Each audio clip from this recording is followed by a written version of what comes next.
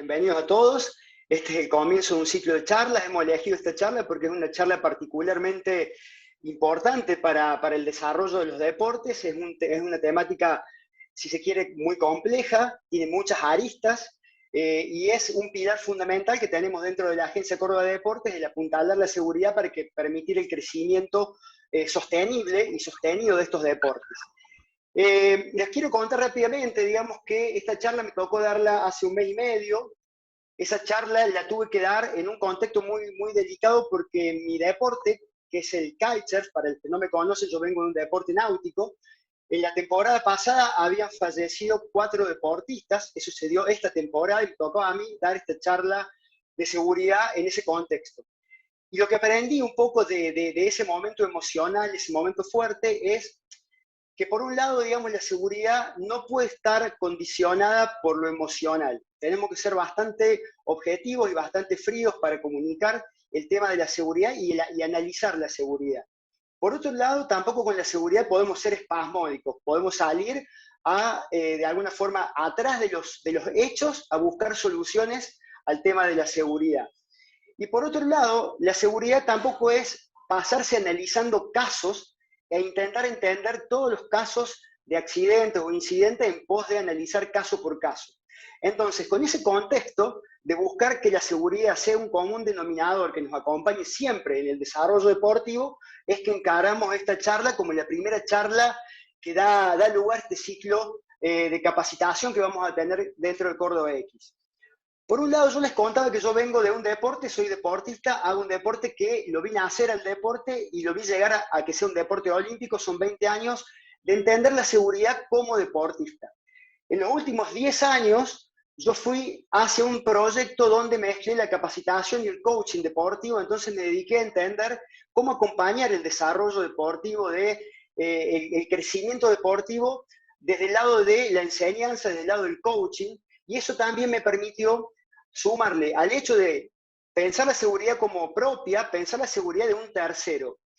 Y luego, ahora en la posición que les contaba un poco Sole, como vocal de la Agencia Córdoba de Deporte y a cargo de lo que es Córdoba X, que es el programa de desarrollo de los deportes extremos, me toca entender la seguridad desde el Estado, o sea, desde el punto de vista, digamos, público, en cuanto a cómo hago para mantener niveles de seguridad que de alguna forma estén aceptados por la sociedad y por el mismo Estado. Entonces, esta vista deportiva, esta vista de capacitación y esta vista pública me va a permitir a mí ahora trasladarles un poco esa visión integral de la temática. Como yo les decía, la temática no es una temática, es una temática por un lado fácil de comprender, porque la seguridad es un aspecto, digamos, que lo vivimos como seres humanos, es más, en el origen de la especie la seguridad hacia la supervivencia, entonces ya la tenemos codificada biológicamente, pero al mismo tiempo, con el paso de los años y la evolución de la sociedad, se ha hecho una temática también compleja de entender, y eso es lo que queremos hacer con la charla esta. Es una charla rápida, es una charla que vamos a seguir una serie digamos, de puntos importantes con respecto a la seguridad. No va a ser una charla teórica específicamente, no va a ser una charla científica, no va a ser una charla práctica, va a ser una mezcla de todo. Entonces les voy a pedir en ese sentido que, bueno, que tengan la paciencia por ahí de entenderme y de seguirme con algunas cosas, pero creo que al final de cuentas la intención es poner una semilla en cada uno de ustedes, una preocupación que los lleve a tener la seguridad siempre presente, ya sea para ustedes, para las escuelas deportivas, para las organizaciones deportivas que ustedes representan, y esa es un poco la idea de la charla de hoy. Yo tengo una frase que siempre acompaña yo mis charlas y que es un poco lo que sería el eslogan que uso habitualmente, que es conocer más para arriesgar mejor y así progresar siempre. Yo mezclo siempre el hecho de conocer el conocimiento con el riesgo. Y entiendo que esas dos cosas nos llevan a un progreso en cuanto al rendimiento deportivo, pero también un progreso como deporte y como sociedad para permitir que más deportistas, más niños y más nivel deportivo podamos tener dentro de las asociaciones deportivas y toda la comunidad deportiva en general. Así vamos a empezar la charla. Yo voy a tocar primero un tema que es la seguridad en sí misma. Vamos a definir y nos vamos a poner de acuerdo qué es la seguridad. La vamos a analizar. Luego vamos a entender cuál es el componente especial que nos hace a nosotros como deportistas extremos, deportistas de acción, tener en cuenta con respecto a la seguridad. Y luego nos vamos a ir a la temática del riesgo, de la gestión del riesgo. La gestión del riesgo es la herramienta que vamos a tener para poder lidiar y poder de alguna forma afrontar y solucionar todos los escenarios, digamos, donde se vayan presentando diferentes niveles de seguridad o inseguridad. Y luego al final vamos a tocar la metodología que podemos utilizar para llevar a cabo, digamos, un control de estar abarcando siempre en nuestra actividad cotidiana como deportistas la seguridad, y vamos a terminar con un resumen de la charla. Ese va a ser el recorrido de la charla. De alguna forma yo quiero cumplir con esto de que la charla sea de 1 hora, porque entiendo que es muy valioso el tiempo y a su vez, digamos, la concentración de ustedes en este tipo de temáticas, si la hago muy larga, se nos va a ir. Créanme que de esto hay mucho escrito, entonces yo después puedo compartir documentos e información para que ustedes puedan verla. Yo les decía que vamos a entrar con el concepto de seguridad y es importante que todos estemos alineados cuando entendemos qué significa seguridad. Y ahí vamos a empezar primero con la definición. La definición, como yo les decía, es muy simple, porque cuando hablamos de seguridad, hablamos de ausencia de peligro. Esa es la definición de seguridad. Pero también vamos a entender que a su vez este concepto simple se desprende de un montón de particularidades y, digamos, elementos que lo hacen difícil de implementar, difícil de transmitir, y si se quiere también con diferentes abordajes que le dan un marco, digamos, de complejidad de llevarlo en la práctica, en el día a día. Esto tiene que ver con entender que la seguridad en cuanto al plano deportivo, porque vamos a ver que seguridad tenemos en el plano jurídico, en el plano personal, en el plano familiar, pero vamos a ver todo esto en el plano deportivo. En el plano deportivo, la seguridad no es un absoluto, es un estado momentáneo y dinámico. O sea que en realidad cuando uno habla de la seguridad, lo que está hablando es de niveles de seguridad que van a ir fluctuando durante la práctica deportiva. Y eso también es muy importante entenderlo porque justamente esa fluctuación de los niveles de seguridad es lo que nosotros debemos mantener en un nivel aceptable, en un nivel que nos permita la seguridad propia y la seguridad de terceros. Por otro lado, no nos afecta todo de la misma forma. Por eso es muy difícil por ahí entender las posiciones de cada uno con respecto a la seguridad, porque como seres humanos venimos con una carga de experiencia, con una carga, digamos, también genética, con una carga de objetivos particulares que llevan a que la seguridad la vayamos entendiendo de manera distinta cada uno de nosotros. Entonces lo que vamos a intentar también hacer es trazar líneas de abordaje de la seguridad que sean comunes a todos, pero entendiendo de que siempre vamos a estar hablando de algo que se percibe diferente entre cada una de las personas. Por un lado vamos a entender en esto de que no hay absolutos, no tenemos la seguridad plena ni la inseguridad plena. Siempre vamos a hablar de zonas grises, y esas zonas grises vamos a intentar que estén dentro del gris claro y no el gris oscuro. Entender cuando nos referimos al tema de seguridad. Por otro lado vamos a entender de que somos todos responsables de la seguridad. Y esto es muy importante porque acá en esta charla vamos a tener, y tenemos gente que es deportista, gente que es parte de asociaciones deportivas, gente que representa a gobiernos comunales, municipales. Entonces todos tenemos un rol a asumir y un rol activo a tomar en cuanto a buscar la seguridad o buscar altos niveles de seguridad o niveles de seguridad aceptables. Por otro lado, también vamos a entender de que todos ganamos cuando elevamos el nivel de seguridad. Entonces también es un juego de todos ganamos cuando esto lo hacemos bien, y a su vez también todos perdemos cuando tenemos niveles de inseguridad en nuestros deportes. Por eso nadie puede pensar que esto es algo que le afecta solamente al prójimo, al que está al lado o a la otra disciplina, porque somos todos una familia deportiva y todos nos vemos afectados de alguna forma u otra por el buen manejo de la seguridad o por el mal manejo de la seguridad. Por otro lado, no es una ciencia exacta. O sea, no tenemos acá un protocolo, no hay un camino exacto para llegar a la seguridad que estamos buscando. Si hubiese un camino exacto, les aseguro que no funcionaría, porque si nosotros como seres humanos tenemos algo monótono, algo que siga paso 1, paso 2, paso 3, estaríamos siempre, digamos, sin el nivel de alerta correspondiente para entender el factor sorpresa que nos depara el tipo de deporte que hacemos. Por lo tanto, vamos a entender de que al no ser una ciencia, al no ser exacta, tenemos que siempre entender el dinamismo de las variables que van a llevar a escenarios que nunca pudimos prever. Por eso les decía en un principio que tampoco la seguridad se aborda hablando de cada uno de los casos, porque ahí nos vamos a meter en un terreno que no va a terminar nunca en base a la cantidad de ocurrencias que puede haber en los escenarios deportivos. Y por último, la seguridad y la inseguridad no siempre está a la vista de todos, o no siempre está a la vista de uno. Acá hay un tema que es fundamental, donde siempre lo negativo, las malas noticias son más fuertes que las buenas noticias. Eso también se da en psicología deportiva con los pensamientos positivos y los pensamientos negativos. Con la seguridad pasa lo mismo. Es muy fácil que conozcamos la inseguridad cuando se producen hechos de inseguridad, pero es muy difícil que le reconozcamos a la seguridad el factor de haber logrado que algo se desarrolle correctamente. Venimos de un evento el sábado, un evento de BMX que salió por suerte muy, pero muy bien, y en realidad uno le puede asignar el valor de lo bien que salió a la asociación de BMX, a la agencia, al organizador Monster, a la pista, pero en realidad uno nunca dice, che, qué bueno que estuvimos en el nivel de seguridad que permitió que el evento se desarrolle correctamente. Entonces, la seguridad es muy visible cuando algo pasa negativo, pero a su vez tampoco es algo muy visible cuando todo está bien. Entonces, eso también es parte de cómo vamos, cómo vamos construyendo como deportistas y como sociedad el concepto de seguridad que tenemos.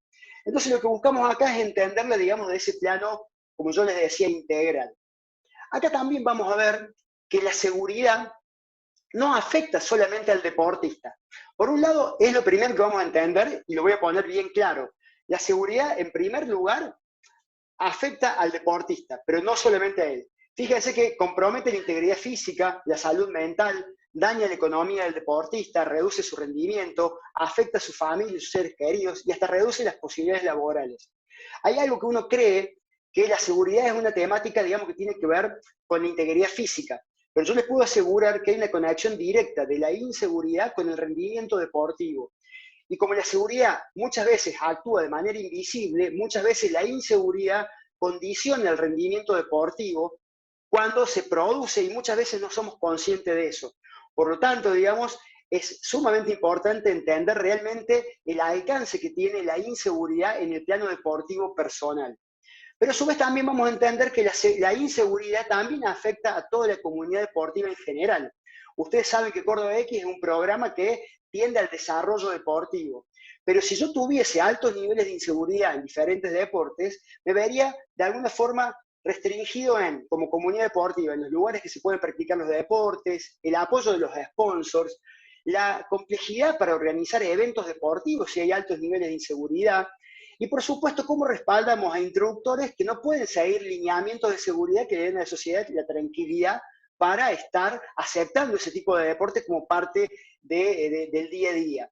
Y por supuesto, los costos de algo inseguro se incrementan radicalmente. Entonces, la inseguridad afecta al deportista y a la comunidad deportiva. Y también afecta a la sociedad y al Estado.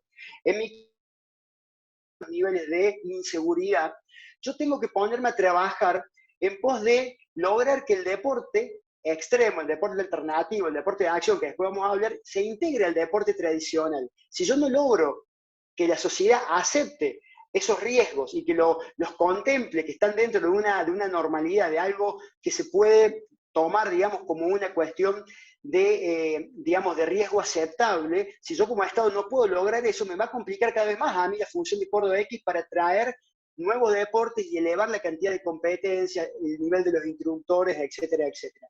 Los canales legales, conseguir un seguro, conseguir permisos, conseguir homologaciones deportivas, se van a complicar muchísimo si los niveles de inseguridad siguen elevados o si no se comprende el tema de seguridad, porque muchas veces no es una cuestión de que hay inseguridad, pero muchas veces se desconoce el tema de lo que representa la seguridad y eso hace que el Estado muchas veces bloquee la posibilidad de la práctica deportiva por desconocimiento. Y cuando hay desconocimiento también somos todos responsables de que se entiendan los conceptos, porque así como es responsable el instructor que está en una plaza o el mismo deportista que está al lado de un camino por tirarse en una bajada de ruta con un longboard, de explicar qué significa la seguridad y cómo la está llevando adelante, todo esto hace que todos tengamos un rol en cuanto a la transmisión de los conceptos de seguridad. Por eso es importante entender que la inseguridad en realidad nos afecta a todos y todos somos una familia. Por lo tanto, la solución somos todos. Entonces, cuando hablamos de seguridad y hablamos de mejorar la seguridad deportiva, tenemos que entender que cada uno va a tener un rol activo que tomar dentro de lo que es la mejora de la seguridad. En primer lugar, vamos a hablar del deportista. El deportista tiene que entender que en su día a día, en el alcance que tiene él como deportista, tiene que tener la responsabilidad, el compromiso, el conocimiento, la humildad, la actitud, la empatía. Son diferentes características y atributos que tiene que tener la personalidad del deportista para favorecer la seguridad, más allá del conocimiento. La comunidad deportiva también tiene que estar alerta y tiene que estar proactiva en búsqueda de mejorar la seguridad. Y esto sí tiene que ver con tomar un rol activo en establecer los estándares de seguridad, en analizar los incidentes de inseguridad para provocar mejoras en esos protocolos de seguridad.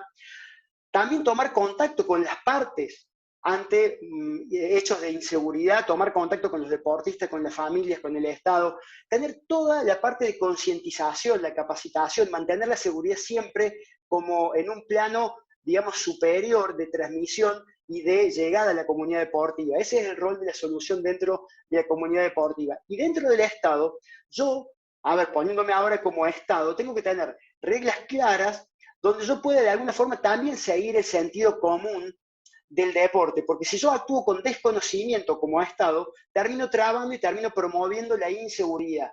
Entonces yo necesito establecer reglas claras y también tener capacidad de análisis, capacidad de entendimiento de la problemática de cada uno de los deportes.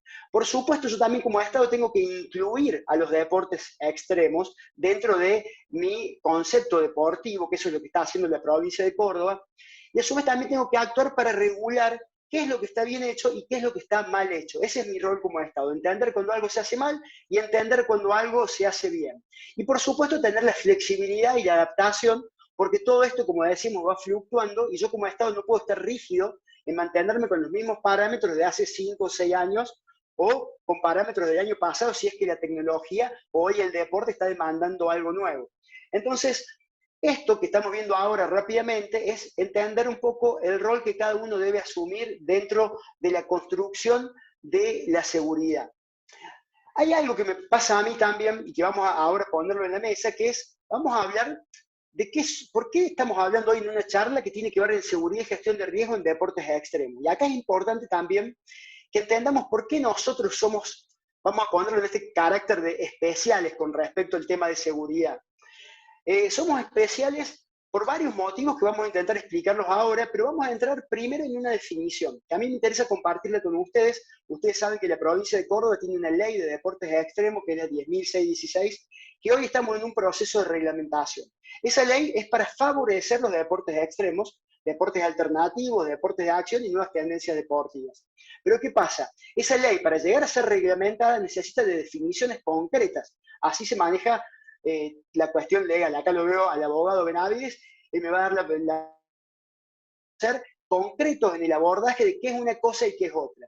En esa cuestión de ser concretos en la reglamentación de las leyes se busca definir qué es un deporte extremo y qué es un deporte de acción y qué es una nueva tendencia deportiva. Esta es una discusión que hemos venido teniendo mucho durante el año pasado en todo el grupo que armamos con los instructores deportivos con los cuales estamos construyendo el curso de monitores de deportes urbanos. Se da mucho la discusión de si mi deporte es extremo o no, y por qué el mío sí y el tuyo no, y qué beneficios y qué desventajas tiene ser un deporte extremo. Entonces depende quién se pare, de acuerdo a qué objetivo tiene, es cómo baja o sube la intensidad de un deporte. ¿Cuál es la realidad? Es que tenemos que ser también honestos con nosotros mismos y entender que muchas veces la palabra extremo se usa como un paraguas y dentro de ese paraguas se involucran un montón de deportes.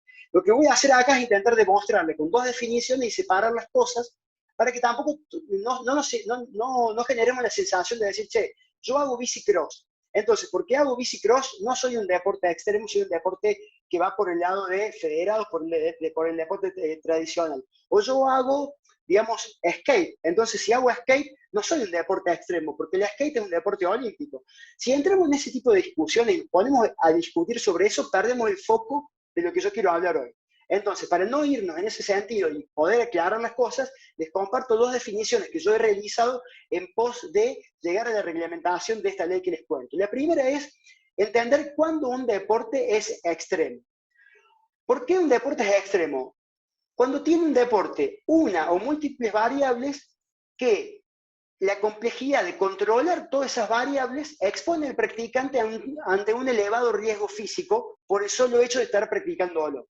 ¿Qué quiere decir esto concretamente? Que puede haber algo que suceda cuando practicamos el deporte y ese algo no depende puramente de nosotros, sino que depende también de la dificultad que tiene de manejar esa variable o la imposibilidad de manejar una variable. Por ejemplo, el clima, por ejemplo, la posibilidad, digamos, de que existe un daño en un equipo. Entonces, si yo estoy saltando en paracaídas y tengo un desperfecto técnico, que ese desperfecto no depende de mi progreso, ni de mi nivel, ni de nada, estoy exponiendo a un riesgo físico alto, a una integridad física mía o de terceros. Entonces, ciertos deportes, por la complejidad que tienen, la cantidad de variables y la imposibilidad de mantener todas las variables controladas, se hacen extremos por naturaleza. Ahí pongo unos ejemplos como el kitesurf, el paracaidismo, la escalada en roca, el buceo. Podemos hacer todo bien, entre comillas, pero algo del ambiente puede fallar, algo se puede romper, algo puede afectar la cadena de seguridad y me expone directamente a un elevado daño. Ese es el concepto de deportes extremos. Ahora voy a hacer la salvedad de lo que es el deporte de acción. El deporte de acción es un deporte donde en diferentes momentos de la práctica deportiva alguien ejecuta una acción, maniobra, truco o habilidad y en ese momento se expone a un riesgo físico moderado para sí o para terceros. Entonces, ahí sí, el nivel de peligro está determinado por el nivel de maestría y el nivel de control que tiene la persona. Pero ¿qué pasa? Todo deporte de acción en determinados momentos se puede convertir en un deporte extremo. Yo puedo hacer patín carrera, roller maratón y estar en un ambiente de deporte de acción porque voy a una velocidad, hay una carrera determinada, está todo controlado, pero en un momento puede haber una variable que lleve a elevar el nivel de posibilidad de daño, digamos, de peligro, y eso nos convierte, digamos, inmediatamente en un momento de ir con nuestro deporte a una posición extrema. Entonces, lo que quiero hacer con esto es solamente dejar claro de que no le hablamos solamente acá a los deportes puramente extremos, sino también hablamos a los deportes de acción y cualquier deporte que en su dinámica puede llegar a exponer la seguridad del practicante. Eso nos hace ver que existen características comunes en todos estos deportes que nos hacen especiales. Por un lado, digamos, generalmente este tipo de deportes tienen el progreso asociado a diferentes niveles de peligro. Si yo quiero seguir progresando en skate, en BMX freestyle, en kitesurf, en paracaidismo y todo lo demás, generalmente en ese progreso está involucrado, digamos, un nivel de riesgo que va incrementándose. Por otro lado, las consecuencias de nuestros deportes tienen alto impacto físico, obviamente, ante la inseguridad emocional y social. Entonces, yo puedo ir a jugar al fútbol, hay reglas claras, está todo bien, me puedo quebrar un tobillo. Está bien, es parte de lo que puede pasar. Pero no está en la naturaleza del deporte que eso suceda. Eso es un hecho extraordinario. En cambio, en los deportes nuestros, no estamos tan alejados de la regularidad de los posibles incidentes si bajamos la guardia. Los ambientes de práctica generalmente son complejos, variados y cambiantes. Ambientes de prácticas que por ser Argentina, por ser Córdoba, muchas veces no tienen el nivel de control, el nivel de previsión de lo que está pasando en el ambiente de práctica, lo cual hace que por ahí deportes que podrían estar dentro de deportes, digamos, no riesgosos, se conviertan en riesgosos por el solo hecho de que lo estamos haciendo en un ámbito que no es el técnicamente ideal para hacerlos. Y muchos deportes son imposibles de hacer en un contexto de control absoluto, como ser, por ejemplo, la escalada. Yo voy a la roca a escalar y no tengo posibilidad de controlar todo lo que pasa en esa magnitud, digamos, del ambiente, entonces no puedo controlar. Entonces, el lugar de práctica sabe ser algo que nos distingue a nosotros como deportistas. Por otro lado, mínimos cambios producen grandes resultados. Yo puedo estar haciendo todo bien, me incliné demasiado, tiré demasiado del volante, escuché una distracción de alguien que me gritó o se me cruzó alguien por adelante y eso provocó que no pueda completar la maniobra y provoca un gran cambio en el resultado posible de lo que estaba yo intentando. Entonces, eso también es. Por otro lado, nuestros deportes tienen una influencia cultural directa. O sea, generalmente son un deporte de tribu, de comunidad, y estamos siempre influenciados positiva o negativamente por todo lo que nos rodea como deportistas. Y por supuesto tenemos dificultad al momento de aplicar reglamentos y regulaciones, lo cual hace que cada uno tenga por ahí autonomía para hacer lo que le parece que tiene que hacer. Entonces, en base a estas características comunes, podemos hablar también de que el riesgo, y esto es algo que da para hablarlo demasiado, pero no me voy a explayar, pero el riesgo es parte del mecanismo que nos recompensa. No quiere decir que nosotros busquemos el riesgo para que nos recompense, pero el hecho de arriesgarnos es parte de lo que necesitamos para obtener el placer de estar haciendo el deporte que hacemos. Eso ya después lo voy a explicar un poquito más, pero es lo que vamos a hablar ahora de lo que tenemos como en común para estar todos juntos en esta charla, viniendo de diferentes deportes y hablando de la misma temática de seguridad y de gestión del riesgo. Como conclusión, lo que les voy a decir ahora es que la clave para nosotros, en este marco, digamos, de seguridad y gestión de riesgo, para progresar, tiene que ver con entender a la gestión del riesgo como una herramienta necesaria para implementarla cotidianamente, y esto está vinculado a lo que vamos a ver después con la forma de que actuamos en nivel de metodologías de seguridad, y tenemos que tener en cuenta que nuestros deportes para progresar necesitan justamente de una progresividad de alguna forma inteligente, de una progresividad profesional dentro de los pasos que vamos a dar dentro del deporte, que eso tiene que ver con estados mentales y toma de decisiones. Eso hace a las claves que tenemos nosotros para elevar nuestro nivel deportivo. Con esto vamos a llegar entonces a la conclusión de por qué tenemos que hablar de la gestión del riesgo. Y acá les quiero decir algo en todo esto que me parece importante aclarar. Esta frase, el que arriesga regularmente con inteligencia siempre gana, es la defensa que yo hago del riesgo. ¿Por qué yo me pongo a hablar ante ustedes del tema del riesgo y por qué yo defiendo este tipo de deportes? Porque como seres humanos, cada vez que tenemos la posibilidad de arriesgar, tenemos que tomar una decisión entre una cosa y la otra, tenemos la posibilidad de ganar o de perder, por lo tanto tenemos un resultado que puede ser no el esperado. Cuando esa mecánica se pone a funcionar, tenemos lo que es la naturaleza del aprendizaje y la naturaleza de la satisfacción por sentirnos expuestos a decisiones y a obtener recompensas por el tipo de acción que estamos tomando. Esa mecánica la genera, digamos, el tipo de riesgo que vamos asumiendo día a día en elevar nuestro nivel deportivo. Esa característica del riesgo constante, de esa toma de decisiones y de progreso, hace que nuestros deportes tengan una influencia directa en nuestra personalidad, en nuestra forma de entender la vida, y eso es la razón por la cual uno defiende este tipo de cosas y se preocupa porque el resto de la sociedad lo entienda y le permita a estos deportes crecer en diferentes lugares. Entonces, habiendo entendido que yo defiendo el riesgo, lo que quiero yo es que lo hagamos inteligentemente, porque si nos arriesgamos de forma inteligente, siempre vamos a ganar. ¿Por qué? Porque aunque no podamos evitar la ocurrencia de un hecho, si la inteligencia hizo que el riesgo fuera justo y necesario, vamos a terminar aprendiendo la lección. Y si algo que necesitamos para gestionar el riesgo es la experiencia propia ante situaciones de riesgo es la herramienta fundamental y es el capital que tenemos como seres humanos para aprender a manejarnos en nada. Yo tengo que promover las experiencias, pero experiencias que den lugar al aprendizaje. Y esa es la clave por lo que estamos hablando de todo esto. ¿Cómo hacemos como deportistas, como entrenadores, como asociaciones, en poder armar ámbitos donde los deportistas tengan la experiencia suficiente para poder crecer deportivamente y aprender a gestionar el riesgo que les permita, digamos, progresar en todo esto? Para entrar en la temática de la gestión del riesgo, que me parece la más interesante, digamos, para tocar y quiero profundizar esto, tenemos que empezar a entender, en primer lugar, algo que es fundamental, que yo lo menciono mucho en las charlas, que tiene que ver con el concepto este de qué es el peligro y qué es el riesgo. Perdón. Cuando hablamos de riesgo y peligro, tendemos a mezclar las cosas y eso hace que por ahí no podamos entender correctamente cómo tratar a este tipo de problemáticas. Vamos a ver que el peligro es cualquier cosa que hace daño, o sea, vamos a ver que si yo estoy caminando por abajo de un balcón y tengo una maceta y hay mucho viento, el peligro, digamos, es la maceta cuando llega a salir de la cornisa del balcón y puede caer en mi cabeza. Eso sería el peligro. Y el riesgo es la probabilidad que eso ocurra. Entonces, siempre que hablemos de riesgo, vamos a hablar de la chance que tiene el peligro de hacerse presente y causar el daño.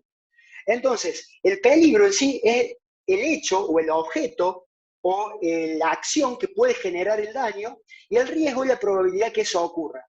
Se llama gestión del riesgo porque lo que nosotros hacemos como deportistas es gestionar que la probabilidad sea lo más baja posible.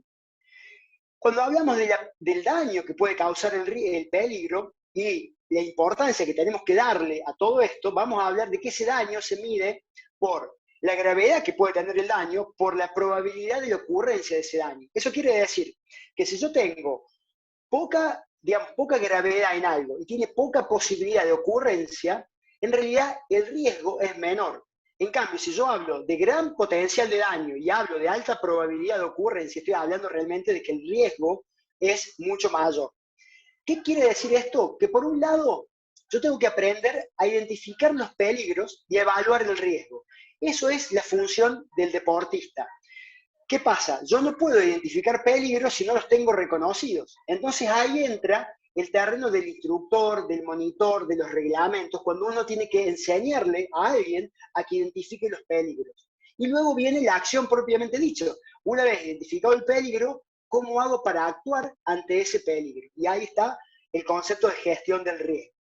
Esto quiere decir que, por un lado, el riesgo cero no existe. ¿Por qué? Porque si existiese el riesgo cero, no existiese el peligro. Porque el peligro tiene asociado siempre al riesgo. Por lo tanto, tampoco puede existir el peligro sin el riesgo, sin la probabilidad de ocurrencia.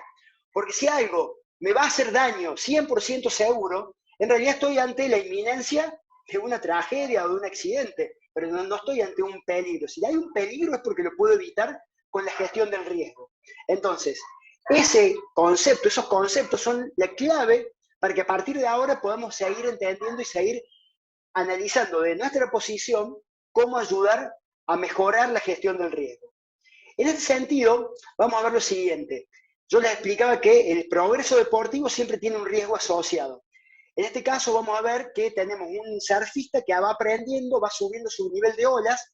Por lo tanto, desde el punto de vista de la sociedad va a ver que esta persona que está al final de la ola a la derecha tiene una ola gigante con máximo peligro y por supuesto el riesgo es mucho mayor. Pero en realidad ese surfista que llegó a esa ola llegó con un conocimiento técnico y con una capacidad de gestión de riesgo, donde el riesgo real de él es comparable al riesgo de otro deportista ante una situación de peligro muy distinta. Esto quiere decir que en realidad nosotros siempre vamos a manejar niveles de riesgo aceptables en nuestro progreso deportivo que se tienen que mantener siempre en límites tolerables. Por eso vamos a decir que hay dos claves para entender cómo llevar adelante el tema del riesgo en nuestro desarrollo deportivo. Por un lado, tenemos que aprender a solamente tomar los riesgos que son necesarios para nuestro progreso. Esto quiere decir entender cuáles son las recompensas atrás de cada riesgo que vamos a tomar, el por qué tengo que tomar este riesgo y justificarlo correctamente. Porque si yo estadísticamente tomo demasiado riesgo innecesario, en algún momento la probabilidad de no manejar la gestión correcta busca algún daño. Entonces, por un lado, aceptar riesgos necesarios solamente. Y por otro lado, mantener el entrenamiento para que siempre los riesgos estén acotados dentro de lo aceptable. Porque el problema nuestro como deportista, a través de la dinámica que tenemos de entrenamiento, de práctica, de competencia, es que siempre nos vamos a exponer a diferentes peligros y vamos a estar gestionando riesgos, y mucha de la gestión del riesgo tiene que ver con nuestro entrenamiento físico, nuestro entrenamiento mental, nuestra preparación posterior a la acción. Entonces, el concepto de entrenarnos para mantener los riesgos siempre aceptables es fundamental en todo esto. Ahora quiero mencionar algunos aspectos muy importantes. Por un lado, tengo en la gestión del riesgo dos conceptos claves. Por un lado es la acción de arriesgar. A ver, yo decido arriesgar, entonces yo puedo decidir arriesgar de manera voluntaria porque necesito arriesgarme para poder obtener esa recompensa, esa experiencia, o tengo que pasar por ese camino para consolidarme deportivamente, y lo acepto voluntariamente, me siento, lo evalúo, lo interpreto, me preparo y llego a la acción del riesgo. Y la otra es que puedo tener que accionar en una situación de riesgo de manera involuntaria, porque se dio la situación, se dio la complejidad del ambiente para que yo tenga que gestionar y entrar en una acción de riesgo de manera involuntaria. Entonces, De manera voluntaria vamos a trabajar en lo que es la decisión, la confianza, la preparación, la recompensa, y de manera involuntaria vamos a trabajar en todo lo que es la percepción y la disposición que tenemos a gestionar el riesgo y a enfrentar situaciones de riesgo. Todo ese trabajo, digamos, de entrenamiento para que se dé, tiene que ver con esta segunda parte de la gestión del riesgo, que tiene que ver con que parte del riesgo se puede gestionar conscientemente, porque puedo racionalmente interpretar la situación en la que voy a entrar, determinar cuáles son los elementos que voy a necesitar, qué tipo de condiciones necesito para entrar en situación de acción y que eso genere cierto riesgo, y me permite prepararme, pero a su vez tengo un nivel de gestión del riesgo que lo hago inconscientemente, que es reactivo. Mi cuerpo, mi cabeza, mi ser va a reflexionar, va a, digamos, tomar acciones que son reflexivas, que van a ser automáticas. Entonces, la gestión del riesgo siempre va a tener estos dos parámetros que tienen que estar trabajados en conjunto para que sea para que se haga de manera correcta. Eso también es importante aclarar. Para entrar en un terreno puntual les pongo esta foto a todos. Esta foto lo que hace es mostrarnos un poco lo chiquito que somos ante la naturaleza.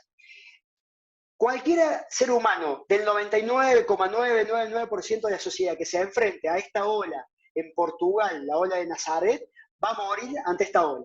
O sea, eso es clave, digamos. Somos todos nada en función de los 30 metros de altura de esta ola.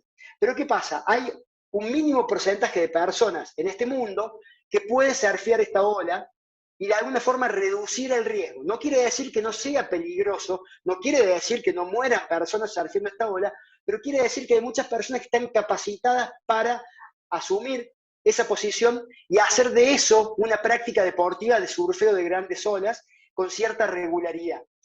Esto lo menciono ¿por qué? Porque vamos a ver este ejemplo concreto que tiene que ver con la gestión y quería que entiendan esto para que lo tomemos como ejemplo. Cuando yo voy a gestionar el riesgo y me voy a enfrentar, digamos, a una situación de peligro, tengo dos posibilidades para la gestión. O actúo sobre el peligro, porque intento identificar cuál es el peligro y de alguna forma determinar qué hacer. Por ejemplo, digo, che, este día la ola es muy grande, no voy a entrar al agua. Che, esa ola, nunca tuve una ola de izquierda de ese tipo y la verdad que me siento incómodo, no voy a entrar al agua. O puedo decir, no, mira, voy a avanzar técnicamente, primero me voy a entrenar técnicamente para ir al peligro y que esa ola no me represente, digamos, un problema técnico para poder surfearlo. Eso es una gestión del riesgo en función del peligro. La otra posibilidad que yo tengo es la de decir, mira, ¿cuál es el daño que va a ocurrir con esa ola si me llega a pasar que se dé la probabilidad de que caiga arriba mío? Bueno, un daño posible es que me ahogue, entonces que quede abajo del agua.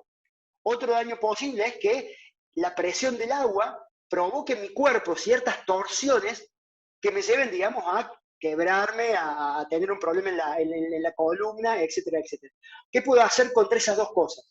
Contra la respiración puedo tener práctica de apnea, puedo hacer una práctica, como hacen los surfistas obviamente, para mantener minutos, puedo hacer una práctica de control mental para no desesperarme, puedo comprarme un dispositivo para respirar abajo del agua cuando me agarre la ola, y todo eso es trabajar sobre la consecuencia. Entonces, yo puedo hacer yoga y ser más flexible, cosa que la ola, digamos, cuando me revuelque, cuando me meta, digamos, en el lavarropa, no me termine, digamos, desacomodando el cuerpo. Eso es trabajar sobre la consecuencia. Entonces, en conclusión, gestionar el riesgo significa actuar sobre el peligro o sobre la consecuencia.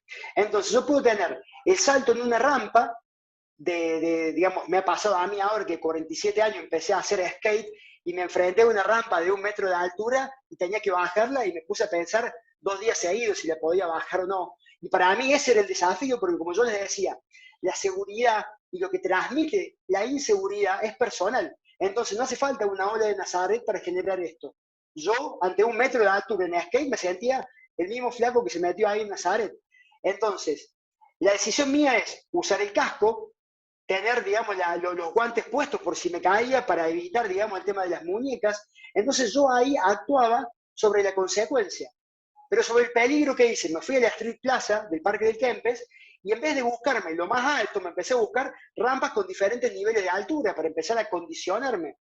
¿Y qué pasó? Bueno, después de 2 semanas y pico me pude largar de la rampa de 1 metro y me sentí el más genio del mundo. Y eso, digamos, habla también de cómo a cada uno lo recompensa diferentes niveles de riesgo y diferentes acciones. Entonces, por eso esto es totalmente personal y yo les muestro ejemplos que no tienen por qué ser exactamente esos. Pero la mecánica de la gestión y de la seguridad y la gestión del riesgo es exactamente la misma. Por eso me parece importante que se entienda puntualmente esto que estamos hablando ahora.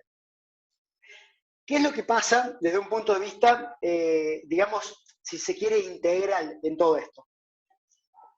Que yo voy a tener, por un lado, una gestión preventiva, que es la de decir, che, voy a ver el pronóstico del tiempo antes de ir mañana a ese lugar. Voy a pararme arriba de la rampa a ver cómo me siento antes de largarme.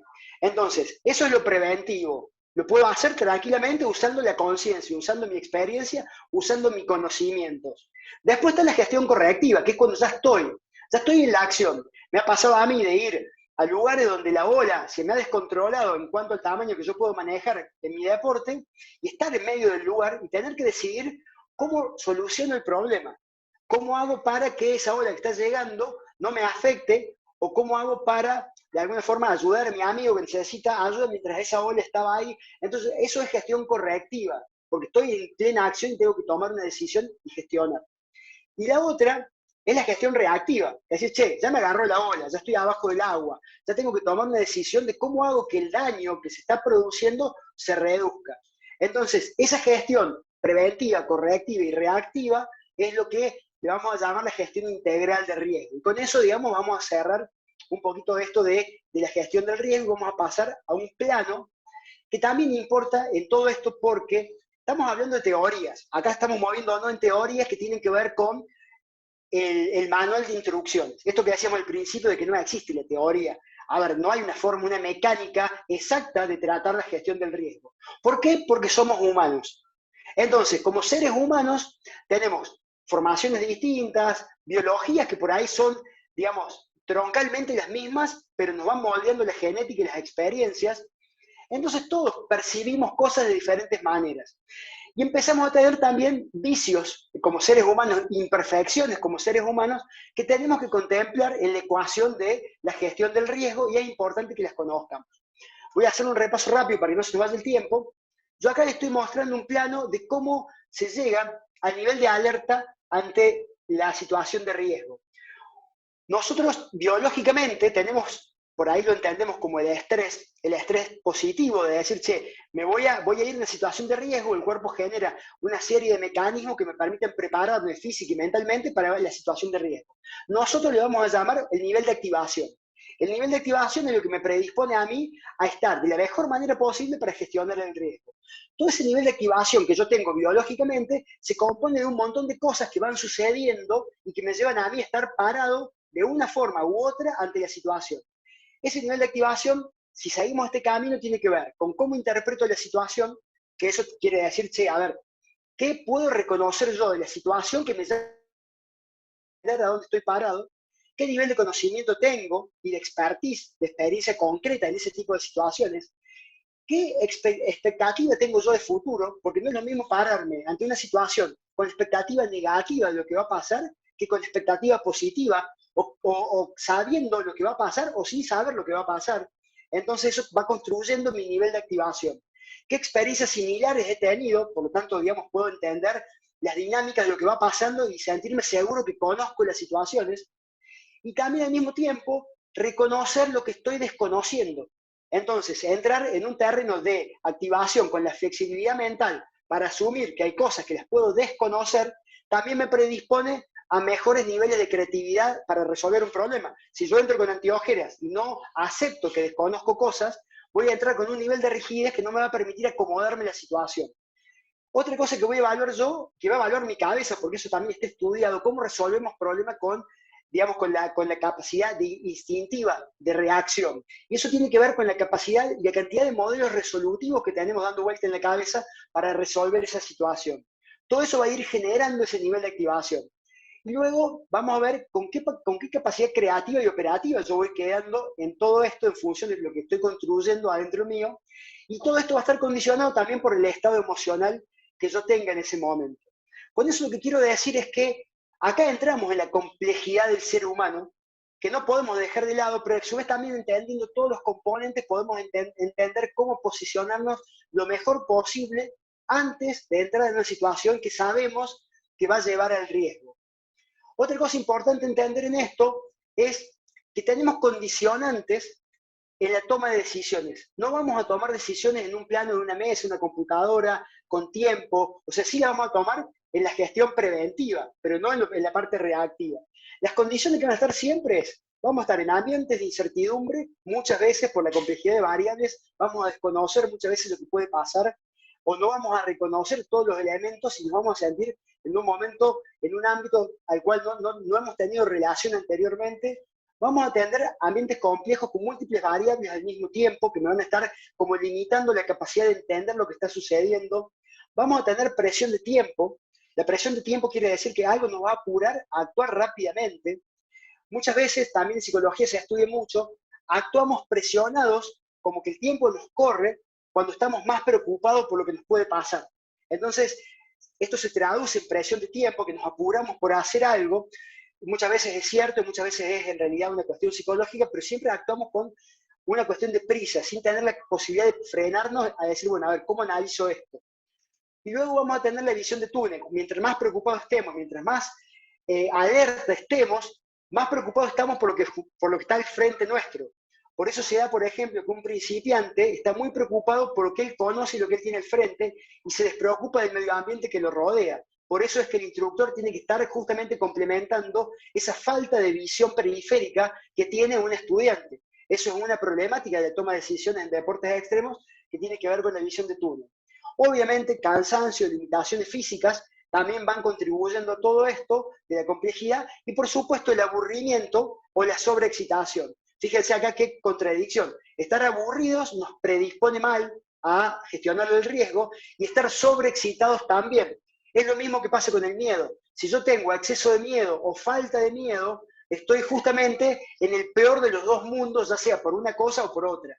Entonces, las tomas de decisiones nuestras como deportistas van a estar siempre dando vuelta alrededor de estos factores que complejizan y complican la toma de decisiones.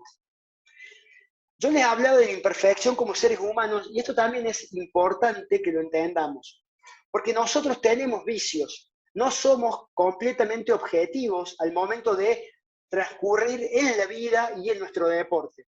Entender cómo se dan esos vicios nos permite también entender cómo hacer para predisponernos mejor o cambiar nuestra tendencia a ir para un lado o para otro. Yo les voy a explicar algunos vicios que tienen que ver, los más conocidos en el mundo del deporte o en el mundo de la psicología deportiva. Por un lado, el optimismo. Todos tenemos un vicio de pensar que no, eso no me va a pasar a mí. Eso está también estudiado porque uno cuando piensa en sí mismo y piensa en sí mismo en el futuro, piensa en tercera persona. Entonces yo muchas veces asumo que a mí no me va a pasar eso, porque cuando yo me veo en un futuro no me veo a mí. Hay una parte del cerebro que es la parte que interpreta lo exterior y se activa cuando yo pienso de mí mismo en el futuro. Eso hace que yo siempre tienda a ser demasiado optimista con que las cosas no me van a pasar a mí. Otro vicio que tenemos, esta imperfección del ser humano, es la superioridad. Siempre creemos y tendemos a pensar que nuestras habilidades van a permitir manejar lo que el otro no pudo manejar. Sobreestimamos nuestras capacidades. Eso también es una tendencia estudiada que hay que tener en cuenta en ese momento.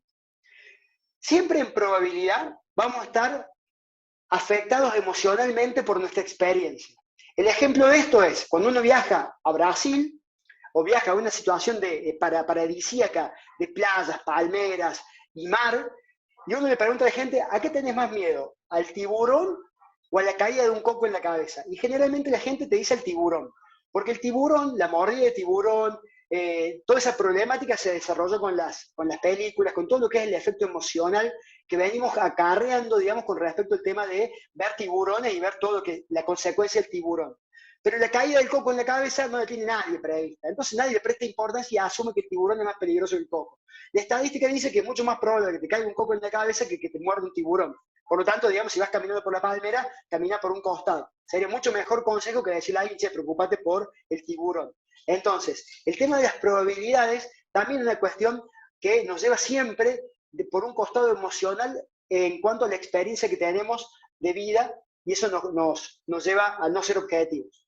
Por otro lado está el problema de la compensación, y esto es muy importante. Mientras más seguros nos sentimos, más riesgo tomamos. Entonces, si yo me pongo un casco y me siento seguro, voy a tener una tendencia a tomar más riesgo. Pero guarda, no porque tenga un casco voy a reducir el impacto en la cabeza o el impacto en el cuerpo de la caída que voy a tener. Entonces, es como cuando sucedió el avance técnico en el automovilismo, de usar el cinto de seguridad, inmediatamente después hubo un montón de accidentes, porque la gente andaba mucho más despreocupada pensando que el cinto de seguridad los ayudaba en cuanto al riesgo de tener un accidente. Entonces, tendemos a pensar, mientras más seguros estamos, de que podemos tomar mayor riesgo. Eso también es un problema y hay que trabajarlo también psicológicamente. Está la otra problemática, que es la fiebre de la cumbre, donde decimos, mientras más esfuerzo pusimos en algo, menos probabilidad de ocurrencia al peligro le damos. ¿Por qué? Porque los escaladores, esto se estudió con los escaladores que llegaban al momento de la cima, después de haber estado un mes intentando llegar a la cima, y ese día que tenían que hacer el análisis de las tormentas, de situación climática para ascender ese último paso, habían hecho tanto esfuerzo por llegar que tenían muchas ganas de llegar a la cima y entonces menospreciaban y valoraban negativamente la posibilidad de ocurrencia de un riesgo que a todas luces no era racional. Entonces, si yo llego apurado a hacer un deporte y ese día que llego está lloviendo, la pista está húmeda, pero la verdad que me esforcé, hice un montón de esfuerzo para llegar ahí, voy a tener una tendencia a pensar de que esa lluvia no me va a afectar. Pero va a ser un engaño en función de todo el esfuerzo que puse para estar ahí. Eso le vamos a llamar la fiebre de la cumbre. Por otro lado, otra problemática es el seguimiento de las masas. Tenemos también la tendencia a seguir lo que hace el otro. Entonces, si yo llego a un lugar y veo que todos hacen una cosa, yo voy a tener tendencia a seguir a esa gente, en especial si soy principiante. Entonces ahí también entra el tema de decir, si yo soy avanzado y yo estoy formando parte de un movimiento, de una decisión, mi decisión está afectando al prójimo también, por justamente este fenómeno de estar siguiendo las masas. Entonces, eso es otra problemática. Por otro lado está, si yo, esto lo vamos a llamar el riesgo según recompensa, si yo voy a ganar mucho, tengo tendencia a reducir y a menospreciar el riesgo. ¿Por qué? Porque el nivel de recompensa que yo le otorgo a esa posibilidad de ganar algo o de obtener algo hace que yo minimice el riesgo. Por lo tanto, si yo estoy valorando terriblemente sacar esa foto cuando salte 3 metros de altura, porque la foto en el Instagram para mí es súper valiosa, qué sé yo, me va a llevar, es tantas las ganas de hacer eso, que me va a llevar a pensar que el riesgo es menor de lo que realmente es. Entonces, eso también es muy importante de entender. Y lo último, en esto de la imperfección humana, tiene que ver con esto de los expertos y los principiantes entienden las cosas de diferente forma y utilizan su atención y su foco para analizar diferentes partes del momento o del escenario. Los expertos usan más tiempo en analizar lo que es la situación en la que están y menos tiempo en analizar la acción a tomar. En cambio, el principiante pasa directo a solucionar esto en vez de tomar el tiempo de entender la situación en la que está. Eso también es importante que psicológicamente se trabaje, porque muchas veces la solución tiene que venir del análisis de la situación. Cuando la situación nos desborda, intentamos buscar una solución inmediatamente en vez de pensar en analizar mejor la situación. No quiero irme del tiempo, pero voy a ir acelerando un poquito para ir cerrando un poco el concepto. Hay algo importante que quiero que tengan en cuenta antes de cerrar la charla, es la fuerza de voluntad.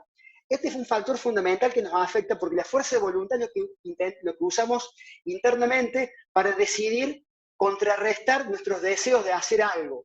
O a su vez es lo que usamos para activar nuestras ganas de hacer algo. Pero ¿qué pasa? Está estudiado que la fuerza de voluntad se va acabando porque es un reservorio único que tenemos como seres humanos durante el día, entonces la vamos consumiendo en diferentes momentos del día. Cuando nosotros tenemos una actividad deportiva a la tarde, venimos cansados de estar en una oficina, donde hemos estado todo el día pensando en ir a la tarde a hacer algo, o tengo un plato de comida que estoy deseando comerlo, pero hay algo internamente que me dice, no, déjalo de lado porque no te va a hacer bien ese plato de comida. Todo eso del día a día va desgastando y va bajando mi nivel de fuerza de voluntad.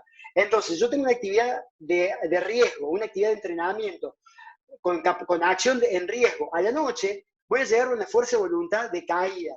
Y eso es muy importante en el momento de evaluar situaciones y tomar decisiones. Entonces, regular la fuerza de voluntad durante el día, en especial cuando hay acciones que van al final del día, es importantísimo. ¿Cómo se regula de alguna forma? Comiendo bien, glucosa y descanso. Son las formas en las que se recupera, digamos, el nivel de fuerza de voluntad. La fuerza de voluntad se puede entrenar, no hace falta entrenarla con nuestro deporte, se puede entrenar con otros mecanismos, digamos. Pero esto es bueno entenderlo también porque es una herramienta que nos puede ayudar en algún momento tenerlo. A mí me sorprendió cuando leía sobre todo esto investigado y me parecía interesante ponerlo sobre la mesa en este contexto. Hablando ya del ser humano, creo que tenemos que ahora que ya hemos dado esta charla, vamos a entender que estas palabras no son palabras sin sentido, no son atributos que no están desconectados del tema de seguridad y gestión del riesgo. El sentido común, el respeto por la situación, el respeto por el prójimo, el respeto por la naturaleza, el respeto por la imperfección humana, la empatía que me permite ver, digamos, en el prójimo reflejado lo que me puede pasar a mí, el amor a mí, a la familia, a lo que hago, el miedo, ese nivel de estrés que se da porque no logro contener la situación y me provoca la incertidumbre o la asimilación de que me puede pasar algo negativo. El ser responsable, el conocerme a mí mismo, el conocerme realmente para decidir dónde estoy parado ante una situación de riesgo, el compromiso social con entender que soy un actor más en todo esto y que no, lo que me pase a mí no me afecta a mí solo, le afecta a toda la comunidad deportiva, a todo el sistema deportivo, y la humildad para decir, siempre tengo algo que aprender y siempre hay algo que no conozco y siempre hay la vida o el deporte me va a enseñar una nueva lección y tengo que estar abierto a recibirla. Por eso es importante que estas palabras no sean vagas y no queden en una declamación, sino que busquemos llevarlas adelante en el día a día y las vayamos fortaleciendo. Como último, para ir cerrando, hay un mecanismo que se llama, que yo utilizo para transmitir esto de la seguridad, que yo le digo seguridad 360. Yo tengo un libro escrito que es gratis, lo pueden bajar, está en internet, en un PDF, donde mucho de lo que estoy diciendo ahora está ahí, por si quieren, pero se llama, y es una mecánica de interpretar cómo entender justamente esto circular, esto integral de la seguridad y cómo abordarla para entender que la seguridad empieza mucho antes de la acción deportiva. Empieza cuando chequeamos los equipos, cuando vemos el clima, cuando nos preparamos mentalmente, cuando decidimos qué vamos a preparar, qué acción vamos a tener mañana. Eso es la seguridad pasiva. La seguridad activa es cuando ya estamos, digamos, en la sesión deportiva. Y también el trato de la emergencia. La emergencia es parte de la seguridad y es parte del aprendizaje de la seguridad. Entonces también todos estos conceptos tienen que ver con después poder llevar, una demostración de cómo yo llevé los conceptos de seguridad 360 al deporte que yo conozco, para explicarle a alguien todos los aspectos de seguridad que rodean al deporte. A mí me encantaría que esto llegue en algún momento, que cada uno de ustedes en cada disciplina tenga un resumen de seguridad de su disciplina con todo este preámbulo para que cada persona sea consciente, porque acá el punto es concientizar y que la seguridad siempre esté latente en la cabeza del practicante. Esto es como la respiración. Cuando uno habla de lo que es la mecánica respiratoria y la quiere mejorar, le dicen, lo primero que uno hace es decir, che, preocupate por respirar bien. Mientras vos tengas en la cabeza, respira bien, vas a estar respirando mejor de lo que estás respirando ahora. Con la seguridad pasa lo mismo. Mientras vos tengas el concepto de seguridad en la cabeza, vas a estar. Entonces, si concientizamos, si dejamos el tema de seguridad como algo importante, a todo nivel, en todo momento, vamos a estar ganando niveles de seguridad. Con eso vamos a cerrar haciendo un resumen de los principios y lo voy a resumir de esta forma, que es lo que hemos venido haciendo ahora, lo que hemos venido viendo. En primer lugar, la seguridad es una construcción colectiva. Ya hemos entendido todos que acá necesitamos al Estado, a las asociaciones, a los deportistas, todos compenetrados en elevar los niveles de seguridad. Nadie es responsable absoluto de la seguridad. Por otro lado, nunca es absoluta, nunca vamos a tratar ni vamos a tomar justamente a los accidentes o los incidentes como parte de algo que puede pasar. El punto es llevarlos a un nivel aceptable y aprender de todo lo que pase y explicarle al medio en el que nos rodee que todo lo que sucede a nivel de inseguridad es parte de una probabilidad, de una gestión del riesgo, donde se hace todo lo posible por, digamos, de alguna forma reducirla, pero la probabilidad siempre queda abierta, por lo tanto, digamos, nunca es absoluta. Por otro lado, digamos, vamos a ver siempre de que cuando nos enfrentamos a un deporte, la complejidad de los peligros que concurren en un mismo momento hacen que tengamos múltiples factores de riesgo que hay que controlar. Por lo tanto, ese dinamismo tampoco nos puede hacer preocupar por una sola cosa. Entonces, si yo tengo que preocuparme por un todo complejo, lo peor que yo puedo hacer es intentar focalizar en algo específico. Si yo quiero una visión integral, tengo que permitirme entender de que múltiples cosas pueden pasar al mismo tiempo, entonces la seguridad es dinámica y hay múltiples factores de riesgo a tener en cuenta. Por otro lado, la seguridad empieza mucho antes de la acción, y es lo que hablábamos recién, lo habíamos remarcado. La seguridad necesita de las emociones. Cuando construimos aprendizaje y cuando llevamos adelante nuestra práctica deportiva, tenemos que llevar también el nivel emocional correcto para poder asimilar esto. Y las emociones tienen que ver con la empatía, con el amor, con las ganas de seguir practicando, con las ganas de proteger al que está al lado mío, con las ganas de ser activo, frenando al que está haciendo algo inconsciente o algo arriesgado, en pos de la seguridad emocional también de todos los que rodean a la comunidad deportiva. Y por último, como les decía en un principio, es un juego donde todos y todos suman. O sea, todo lo que hagamos en pos de la seguridad ayuda.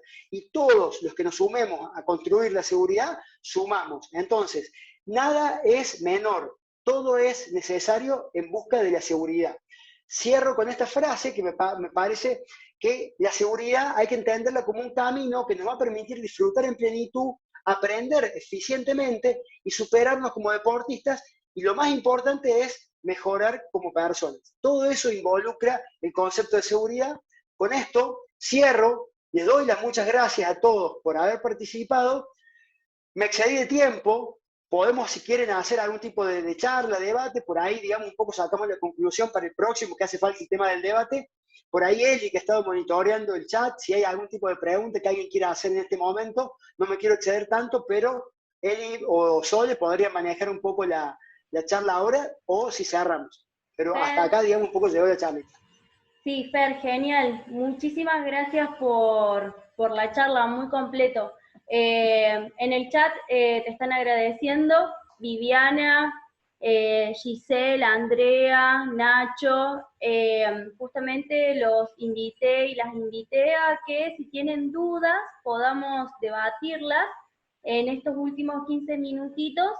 Y también parte cuento de que están solicitando otra charla con una segunda etapa de lo que venís hablando en gestión de riesgo y seguridad de deportes extremos. Buenísimo. Bueno, me alegro que esté la intención de la segunda charla, quiere decir que o no entendieron mucho o están entendiendo y quieren seguir profundizando, creo que es eso otro, así que bueno, agradezco mucho y estoy abierto para que si quieren que hagamos un intercambio con algunas preguntas, algunas observaciones, a su disposición. Pueden A ver abrir quién se anima. micrófono, a ver si tenemos a alguien, me parece que Guillermo quiere hablar, y si no también siéntanse libres para dejarlo en el chat y yo leo, ¿sí? Viviana, ¿no? Sí, Allá. bueno. Hola, buenas tardes a todos. Bueno, Hola Viviana. gracias por tus conceptos, realmente creo que son importantes. Entender el ámbito de la prevención, yo soy guardavidas profesional y profesora de educación física, y creo que es importante desarrollar estos deportes extremos pensando en las situaciones probables de riesgo para prevenir y para formar deportistas en este nivel. Es básicamente eso porque me parece un análisis muy interesante. Muchas gracias, Viviana. Muchas gracias. Y como decimos, esto es una construcción colectiva. También buscamos que ustedes aporten. Si tienen algo interesante que aporte el concepto, quieren participar un poco más en construir esto, podemos abrir también un canal de trabajo en conjunto para todos aquellos que quieran colaborar con seguir evolucionando los conceptos de seguridad deportiva. Bien, Fer, por el momento no han dejado ninguna consulta. Están todos agradeciéndonos. Bueno, acá Marcelo nos pregunta, ¿cómo entender la seguridad en relación a los deportes de acción o extremos en niños o adolescentes? ¿Qué visión hay que tener en cuenta? Bien, es un tema muy interesante. Yo honestamente no soy especialista en lo que es psicología infantil. Lo hemos venido hablando el tema porque estoy en contacto con psicólogos, digamos, que están participando en grupos de trabajo y estamos ahí viendo cómo hacer un poco el abordaje del tema de seguridad, más que todo en la parte de psicología. es un camino distinto. El niño, digamos, obviamente no está preparado para entender ciertos conceptos, y también a nivel de, digamos, de motriz y a nivel de interpretación de escenarios y todo lo demás, tiene una visión y una forma de entender las cosas distintas. Creo yo que necesita, digamos, un abordaje especial. Creo que también lo que es la docencia y lo que es la parte introductiva de la metodología que se aplica, digamos, en todo lo que es la parte de profesorado de educación física, tiene mucho que ver con todo esto, para que el niño acceda a gestionar, digamos, un poco el riesgo de alguna forma lúdica, de una forma protegido, pero a su vez también, digamos, entendiendo el concepto de las consecuencias que hay a través de las acciones que él mismo va desarrollando. Con esto te quiero decir, digamos, que es una temática que estamos desarrollando ahora. Tenemos una escuela de iniciación en deportes urbanos que está abordando esta temática, y por ahí podemos hacer en algún momento una charla específica con respecto a la parte de niñez y adolescencia en cuanto a la gestión de este tipo de situaciones. Bueno, Fer, muchas gracias. Marcelo también acá en el chat te dice gracias a vos, Marce, por tu consulta. Bueno, simplemente, Fer, en el chat están agradeciéndote, esperando de que tengamos otra charla con otros tipos de abordajes. Quizás me parece que quieren profundizar un poco más, sobre todo en cada disciplina. Hernán nos dice: presidente de la Asociación Norte Extremo, somos del Chaco y venimos abordando trabajos en cuanto a los deportes alternativos, y me gustaría colaborar y ser parte de todas las charlas que se realicen. Bueno, Hernán, seguinos en las redes, @cbxinfo en Instagram, y vamos a estar publicando los diferentes ciclos de charlas que Fer va a estar dictando.